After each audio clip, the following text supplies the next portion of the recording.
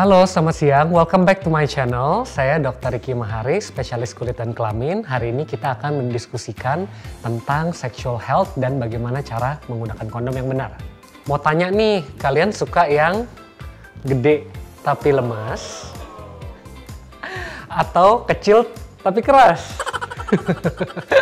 Oke, hari ini aku mau pakai model yang ini ya, supaya lebih kelihatan untuk para penonton sekalian. Nah, hari ini aku mau mendiskusikan kenapa kita perlu pakai kondom. Ya. Jadi kan kalau misalnya sexual intercourse atau hubungan seksual itu kan antara kedua kelamin bersatu menjadi satu. Dan gesekan-gesekan antara kulit tersebut dapat menyebabkan dan penularan berbagai penyakit kelamin yang biasanya menular. Contohnya adalah gonore, yaitu kencing nanah. Bisa kena sifilis yang dimana terdapat koreng-koreng di kepala kelamin ataupun di batang kelaminnya. Lalu bisa terjadi juga kutil kelamin dimana terjadi daging-daging tumbuh. Bagaimana kita menghindari terkena penyakit tersebut? Yaitu salah satunya adalah jangan multi partner, jadi satu partner saja.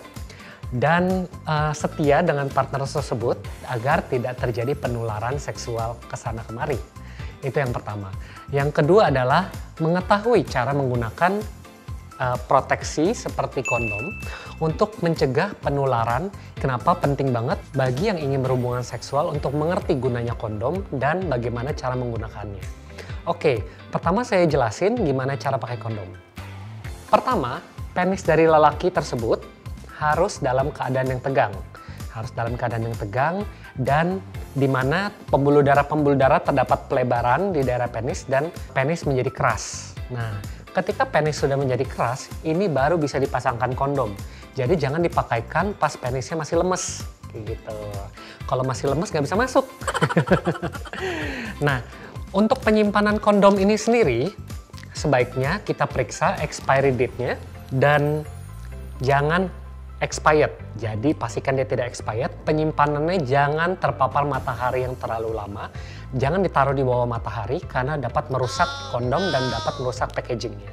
Dan kalau misalnya ada yang seperti ini, kondom yang satuan seperti ini, sebaiknya dimasukkan ke dalam box atau tempat khusus di mana kondom tersebut tidak bisa ketusuk atau rusak. Nah, jadi integritas kondom itu sangat penting banget dijaga. Nggak boleh sampai dia rusak. Karena kalau rusak, bocor, gampang robek, dan bisa terjadi kehamilan dan penularan penyakit seksual. Pertama, kalau dia sudah keras, susah, yang ini aja. Jika dia sudah keras, pertama buka kondomnya. Kondom itu ada bagian luar, ada bagian belakang. Ada bagian luar dan ada bagian belakang. Jangan kebalik pasangnya. Di mana yang bagian luar itu kita pencet menggunakan jari supaya udara di daerah sini tidak ada. Kalau dia ada udara yang di atas sini, nanti bakal pecah ataupun robek. Setelah dipegang di bagian atasnya, kondom di rolling ke arah bawah. Kondom di rolling ke arah bawah. Dan pastikan sudah tidak ada sisa udara di sini. Nah, kenapa di sini ada tip seperti ini, ada lebih seperti ini? Ini adalah tempat penampungan dari sperma dan juga mencegah dia robek saat dilakukan penetrasi. Vagina itu mempunyai lubrikasi yang natural, sehingga menggunakan kondom dan di vagina itu tidak memerlukan lubrikan. Kalau misalnya kurang pelicin atau lubrikan, kondomnya gampang robek. Nah, kalau penis dan anal itu tidak memiliki lapisan cairan yang dapat digunakan untuk lubrikasi, sehingga harus menggunakan lubrikan, yaitu pelicin.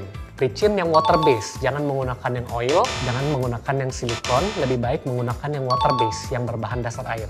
Karena silikon dan minyak dapat membuat karetnya gampang rusak dan robek, jadinya tidak berguna. Nah, setelah kita kasih pelicin, dan kita lumurkan di seluruh penisnya sebelum dilakukan penetrasi. Dan kondom ini harus dipakai terus-menerus sampai hubungan seksual selesai. Jangan dilepas. Jadi kalau menggunakan kondom itu dari awal sampai akhir. Dan beberapa penelitian mengatakan even dengan oral sex saja, menggunakan kondom itu berguna untuk mencegah penularan penyakit seksual.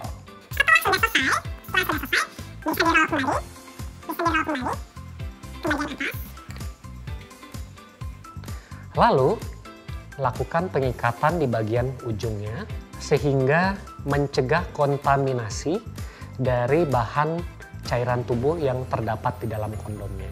Dan sebaiknya dibuang secara baik, jangan masukin ke dalam septic tank karena bisa menghambat dari septic tanknya tersebut.